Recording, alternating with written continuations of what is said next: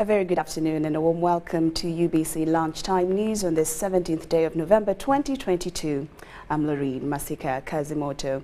Now we start off with our newscast this afternoon as a way of widening skills and knowledge in the fields of oil and gas and construction sector. The Ministry of Education has flagged off 41 trainers from different training institutions to France and Britain to upgrade in these fields. The ministry is optimistic that the move will equip trainers with internationally recognized knowledge in the stated fields and address existing gaps in the two sectors. We have the details. The Ministry of Education and Sports has flagged off a team of 41 instructors and supervisors from different institutes who will attain training in road construction and oil and gas production at Coventry University and AFPA Vocational Training Center in France and Great Britain respectively. The standard of training and delivery of TVET in Uganda has been wanting. So to measure up to the international standard, during the inception of the project, it was really recognized that it is important for the instructors to also have some experience.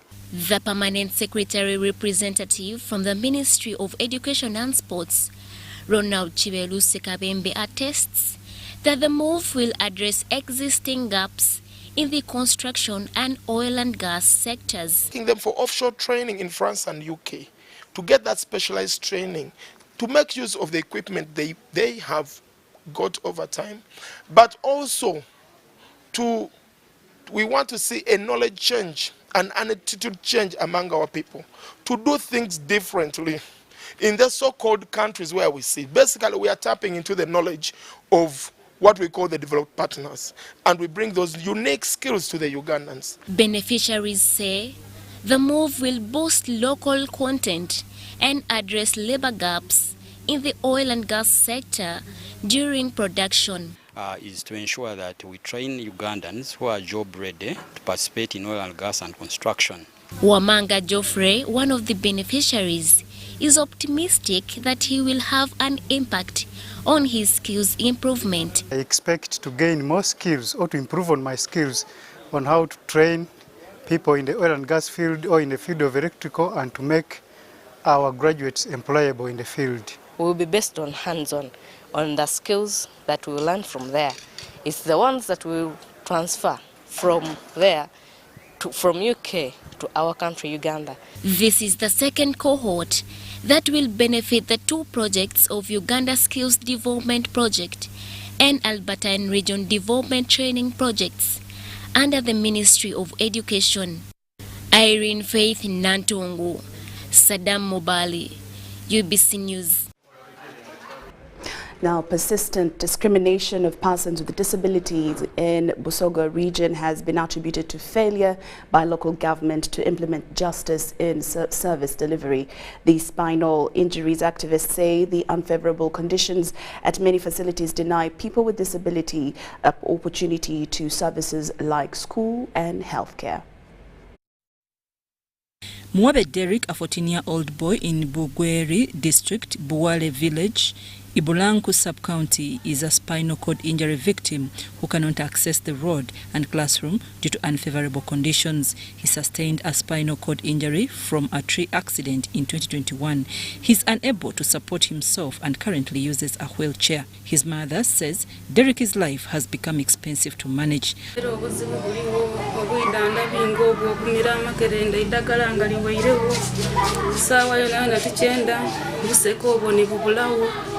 A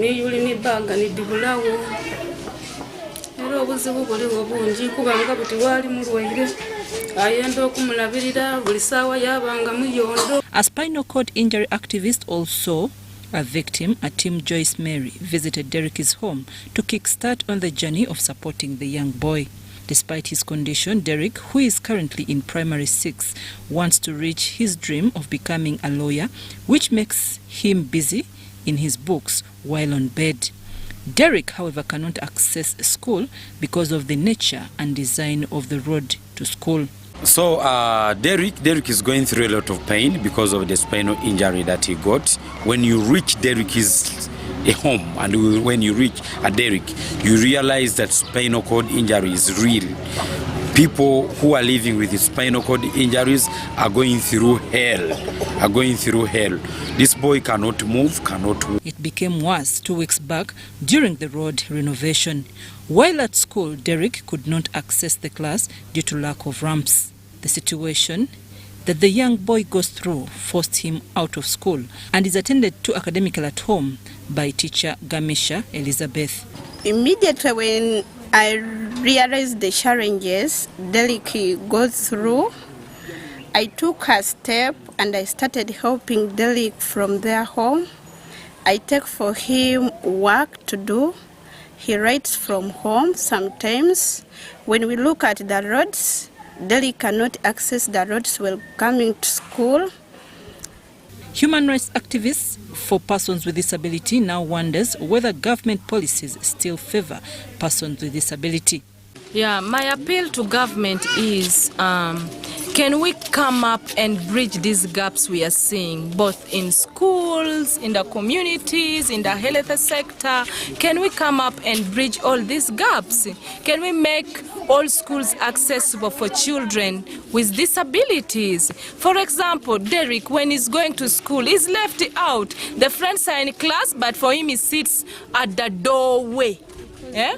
He sits at the doorway, and yet today we are saying that we are promoting inclusive education. Which inclusive education when this child who has a disability is being left out? He can't access the class. The class doesn't have a ramp. The toilet doesn't have a ramp. The door is so squeezed, this wheelchair can't access the classroom. According to the Uganda Constitution of 1995, Article 21 prohibits discrimination against people with disability, and the Persons with Disability Act 2006 calls for equal opportunities. UBC Lunchtime News. Now, the Ministry of Local Government has distributed 8 motor vehicles to newly inaugurated local governments worth 1.2 billion shillings. While flagging off these vehicles, the Minister for Local Government, Raphael Majezi, cautioned district chairpersons on proper handling. At least 8 local governments, which were recently created, have been given motor vehicles to facilitate their cardinal role of monitoring government projects.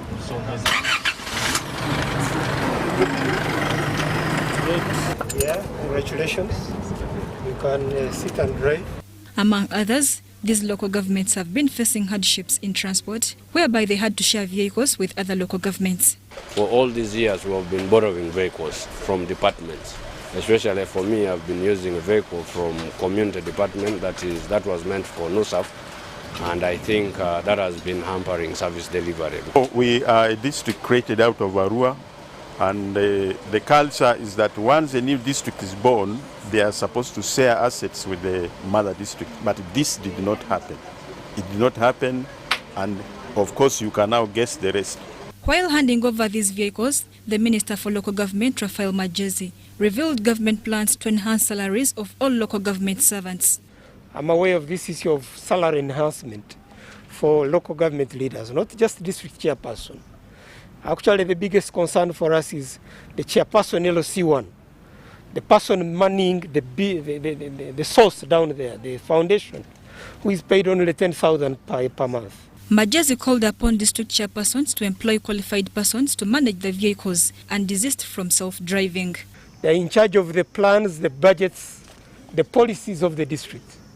They supervise the central government and local government officers who are working in their districts. A chairperson of a district desist strongly from personally driving a government vehicle. And that means the chief administrative officer must assign a suitable, please underline the word suitable, driver. The acting permanent secretary, Ministry of Local Government, Benon Chigenyi, cautioned district leaders to put the vehicles into proper use. The last babies did not receive, and usually it is the babies that are pampered.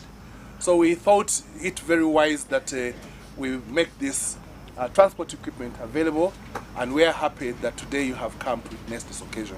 Mary Namkose, Justin Nakami, UBC News. Former High Court Judge Professor George Kanyehamba has decried corruption in Uganda police over the bribe of 1 million to evict trespassers on his land in Dewe village, Lutembe, Busiro. He disclosed this while at his residence in Buziga, Makindye Division during the visit of Minister of State for Lands, Honorable Sam Mayanja. Now this is the other one. This is the other lease. She was busy, but people who are corrupt answering her. He said, we are going to investigate. Investigate what? All you need is Kanyamba's title to the land. And the LC1 chair, I was with him. I said, how much is facilitation for going to demolish the building which is on my land illegally? He said, 1 million shillings. Fortunately, I had been coming from the bank. I handed over that 1 million. We should uphold it. Upholding a law is not finding a fault in it. There is no fault in our land law. It means I can confirm. But people are ignoring the law. Look at the Muliwo. Ngamenti Museveni will come president of Uganda. The government of police are the most corrupt. When I go to the piece of land, the title is illegal, or the people who are there are illegal, that title is void ab initio, it must be cancelled. Thank you. Seven has said it at every opportunity. Zero tolerance to corruption. Now, if a person of the caliber of Professor Kanyehamba raises it, and he says it was actually demanded on his face, that person, that statement must be taken very seriously and acted on.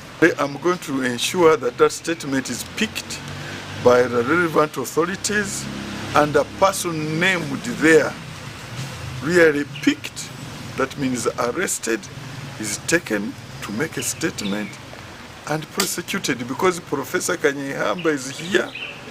He can witness. And no one can help him, that's very sad.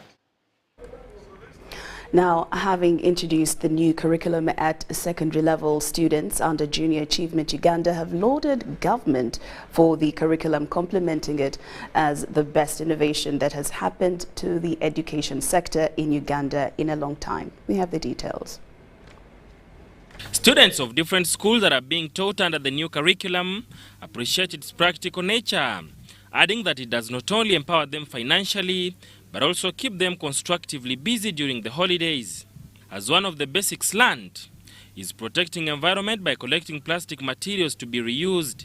As individuals would stop and see how these things that we do would impact us and find ways of how we can rectify them and reduce on their impact on our lives at the end of the day, I believe that we can make a better world. Right now, the biggest problem around the world is climate change. Wakunyo Godfrey, the program director at Junior Achievement Uganda, helps students to achieve their dreams in innovation.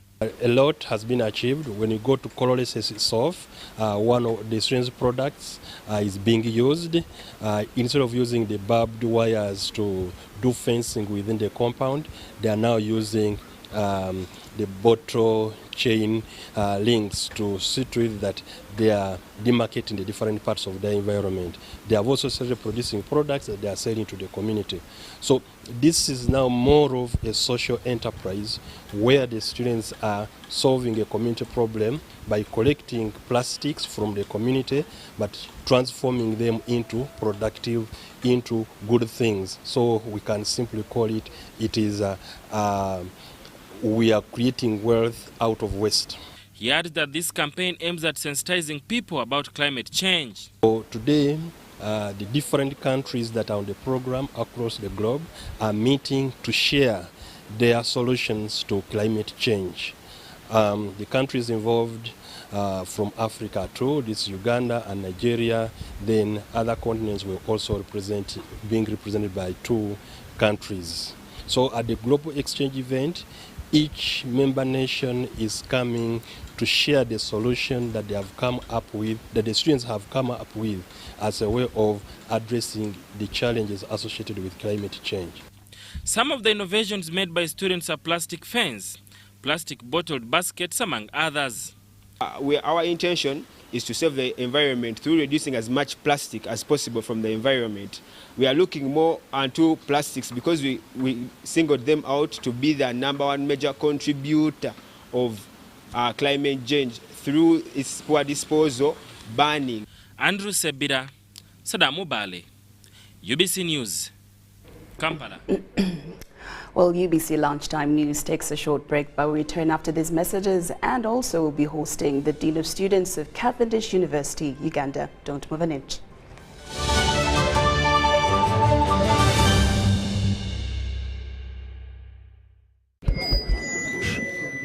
So, I'm here to announce that the MTN Kampala Marathon is back.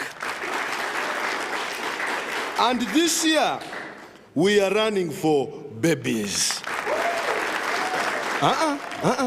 To be clear, I am not talking about a baby.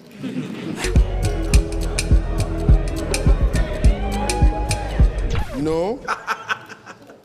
And neither am I talking about to be baby.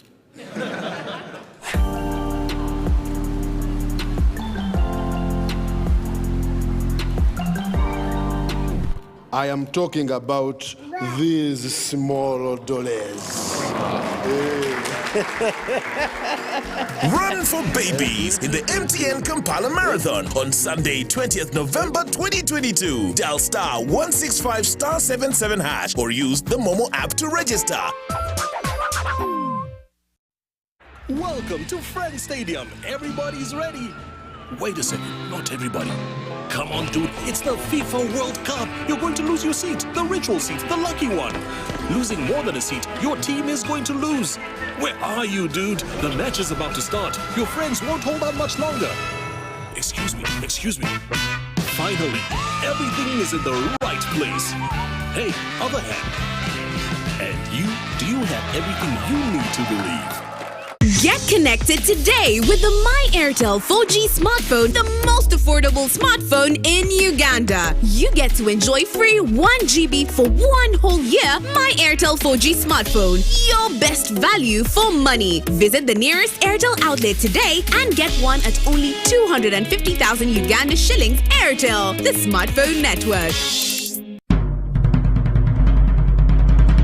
The Ministry of Health informs the public that there are confirmed cases of Ebola in Uganda. We, however, urge the public not to panic as the situation is being managed. The Ministry of Health further reminds the public to be on the lookout for any persons who may show signs and symptoms of Ebola. These include high body temperature, abdominal pains, diarrhea, vomiting, bleeding from the body openings such as the nose, eyes, and mouth. Please inform the nearest health worker immediately if you see anyone with these signs and symptoms. To prevent Ebola from spreading further, please take the following preventive measures: regular washing of hands with water and soap, avoid handshaking and hugging, avoiding any contact with any suspected Ebola patients. Any person who dies suddenly should not be buried but reported to the nearest health worker or LC1 immediately. For further information, please call the Ministry of Health toll-free number on 0800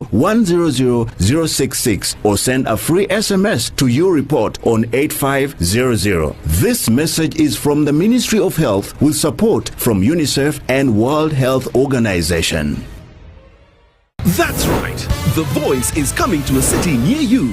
From the 21st of October to the 20th of November, you get a chance to showcase your talent. Prepare a 1-minute MP4 video of yourself singing and upload it to thevoice.africa to register. Make sure you have a valid Airtel number, and if you're shortlisted, you will be contacted to come in for the live auditions. Well, don't just stand there, let's go! Music your passion, Africa your stage. The Voice Africa, connected by Airtel. Get value for your money by choosing the right paint. With Global Paints, you don't just paint, but paint for generations to come. Make Global Paints a paint of choice and make your building a paradise. We have weather coat emulsion, undercoat emulsion, silk vinyl emulsion, flat emulsion, super gloss and high gloss. Global Paint, a reliable product.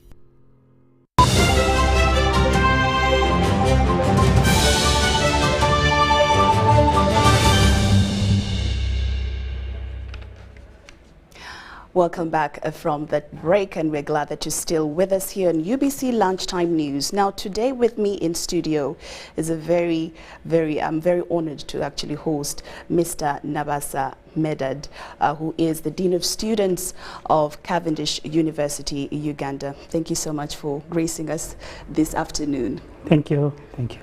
All right, so we just get straight into it. Tell us about Cavendish partnership with UBC.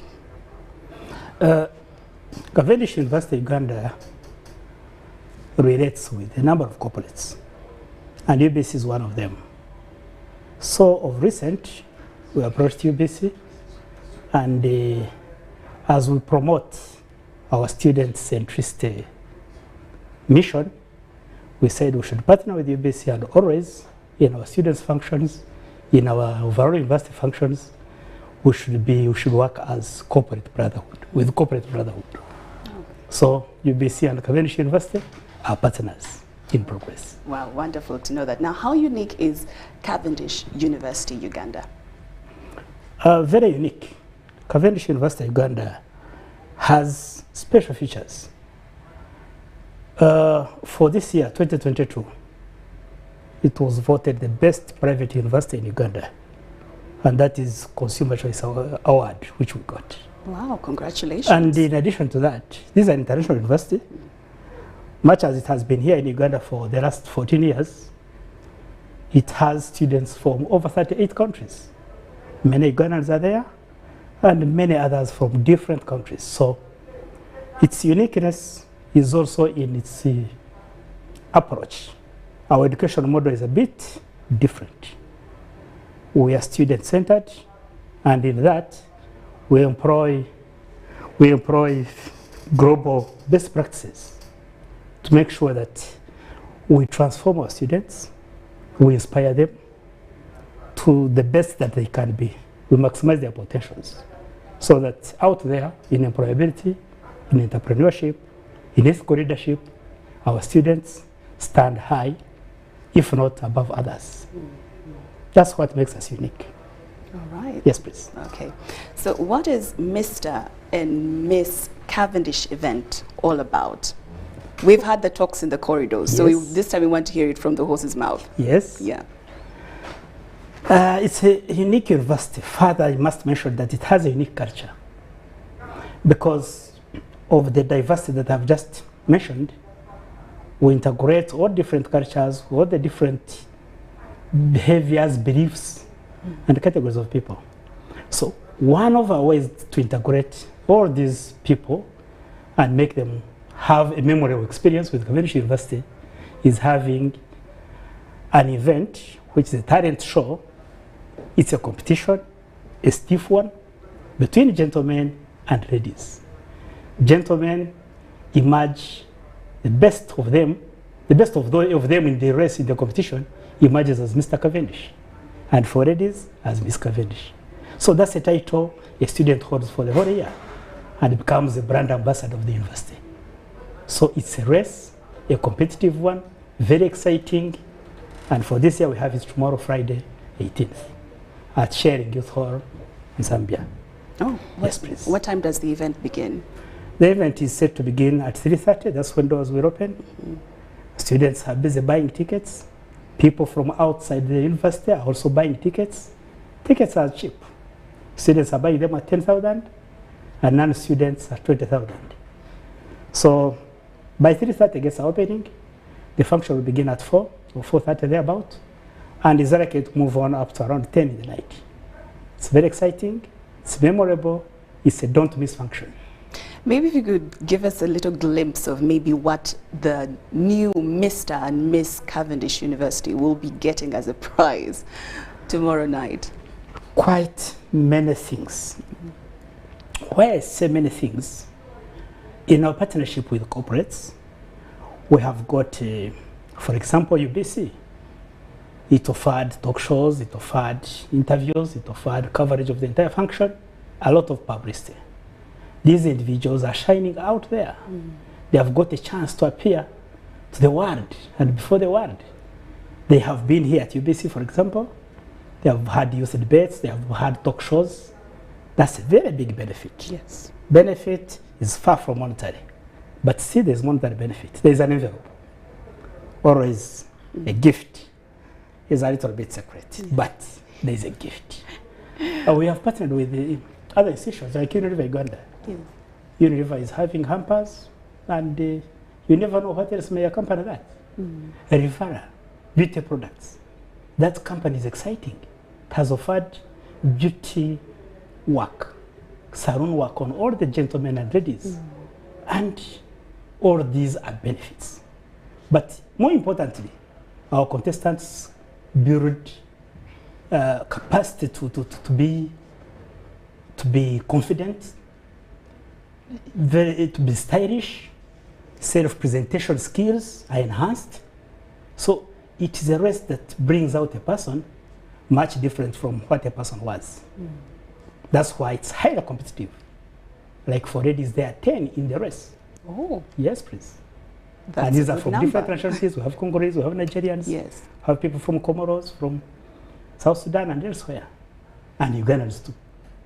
A lot of benefit. That's Yes, wonderful. Okay. So just give us your message from Cavendish University to a UBC viewer who is watching this afternoon. As an educationist, I must mention that we've been through universities. We have many number of universities. They are all good, they are fine.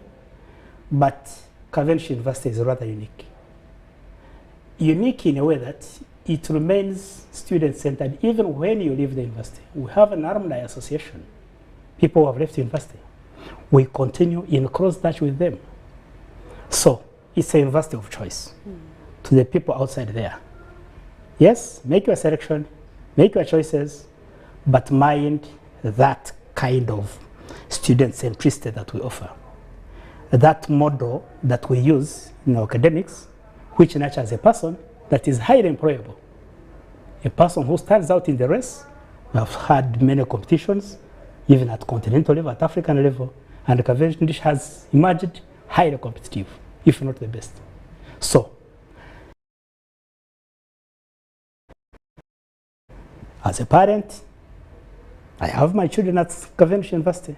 I encourage others to think about their choices. But Cavendish University, you have no regrets. You build a person who is employable, who is entrepreneurial, and who is ethical.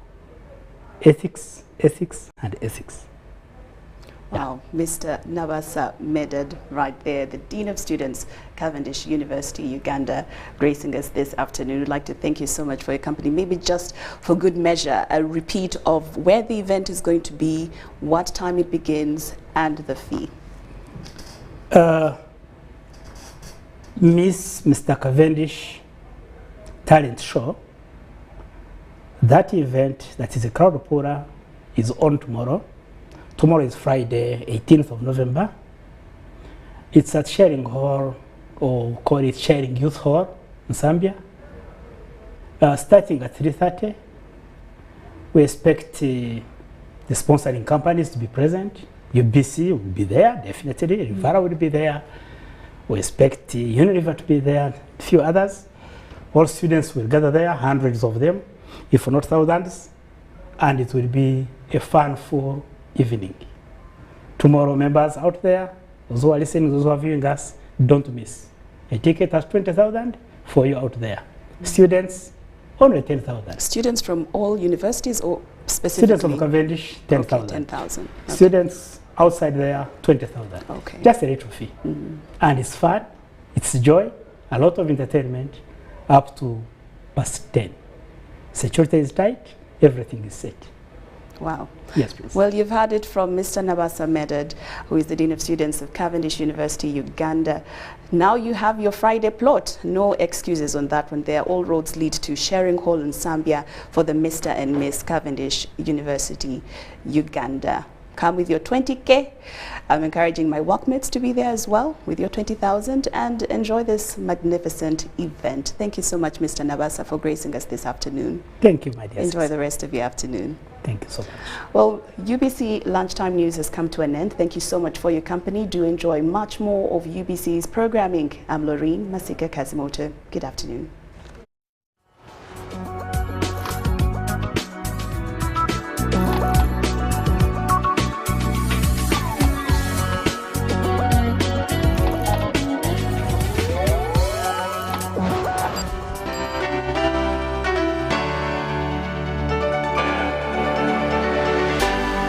UBC, inspiring.